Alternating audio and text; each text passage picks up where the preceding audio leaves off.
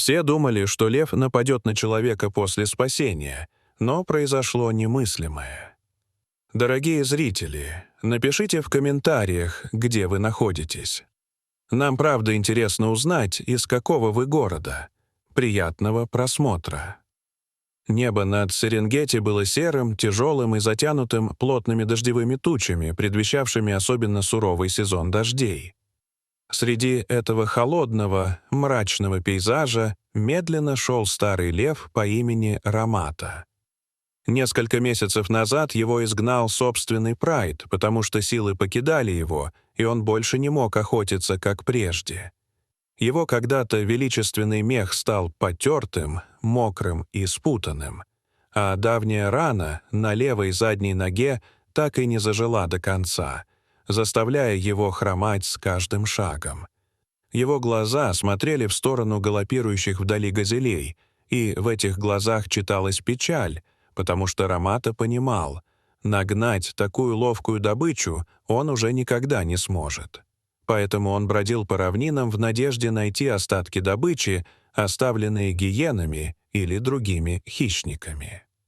Его дни проходили в бесконечных скитаниях, в вынюхивании следов, в поисках хоть каких-нибудь объедков, и почти всегда все это заканчивалось ничем. Остатки пищи на просторах Серенгети встречались все реже, и Рамата стремительно слабел, ведь дожди в этом году начались раньше, чем обычно, и земля превратилась в вязкую кашу. В один такой промозглый день Рамата заметил прямо перед собой широкую лужу глубокой густой грязи, растекшейся посреди поля. Он решил пересечь ее, чтобы выбраться на более высокое место, но стоило ему сделать несколько шагов вперед, как лапы начали тонуть. Рамата запаниковал, начал рывками выдергивать ноги из трясины, но чем сильнее он сопротивлялся, тем глубже проваливался. Минуты тянулись бесконечно, и вскоре он уже сидел в грязи почти по брюхо. Старый лев почувствовал, что силы оставляют его окончательно. 5 дней голода и 3 часа борьбы с липкой почвой сделали свое дело.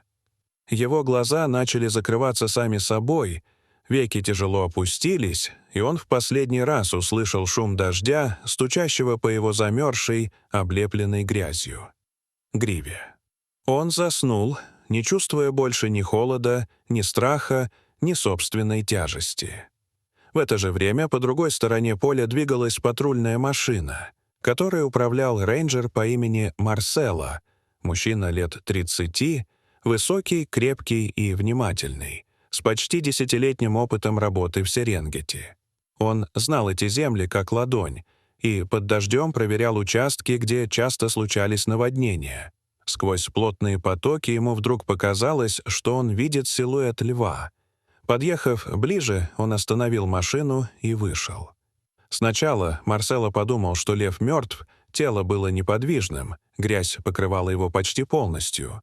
Но, приблизившись, он уловил слабое, но настоящее дыхание.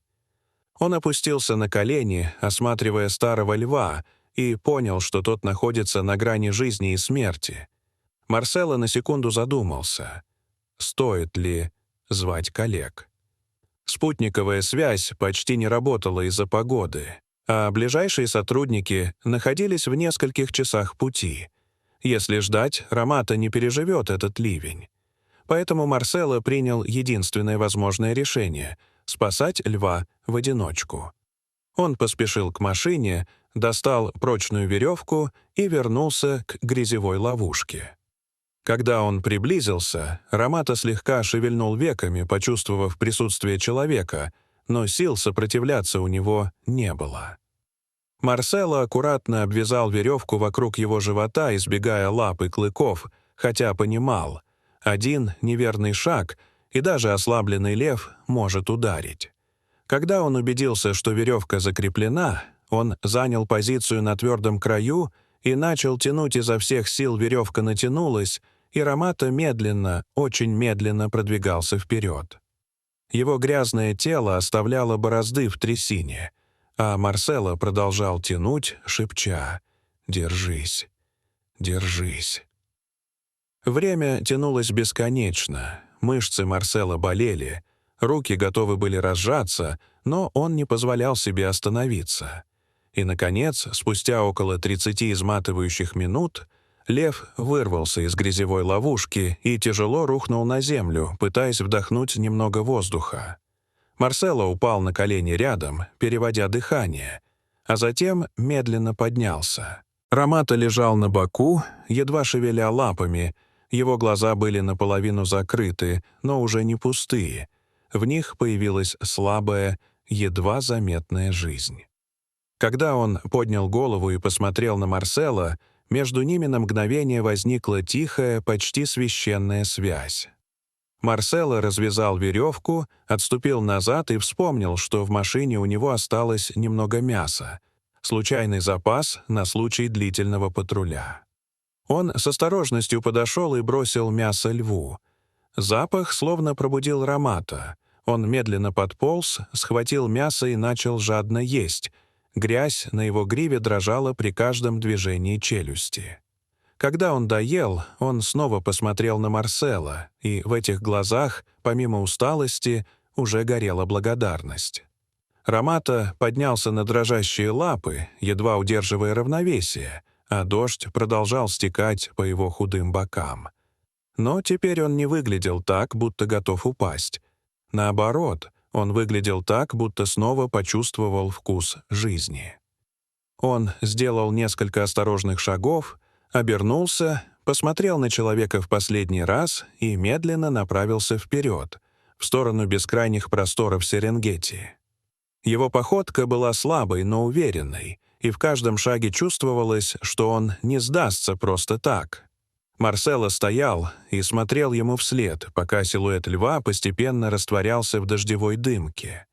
Но на этот раз это было не исчезновение ослабленного, обреченного животного. Это было возвращение к жизни. Когда львиная фигура исчезла окончательно, Марсело вдохнул глубокий влажный воздух и почувствовал, что внутри у него расцветает тихое, теплое чувство. Он знал, он сделал то, что должен был сделать. Он вернулся к машине, завел двигатель и продолжил патруль, но мысли его еще долго были рядом с тем старым львом, который сегодня упорно выбрал жизнь, и над Серенгети, несмотря на дождь, будто бы на мгновение стало светлее. Дорогие зрители, что вы думаете об этой истории? Расскажите, пожалуйста, в комментариях. А если вам понравилось это видео, то ставьте лайк и подписывайтесь на наш канал. До свидания.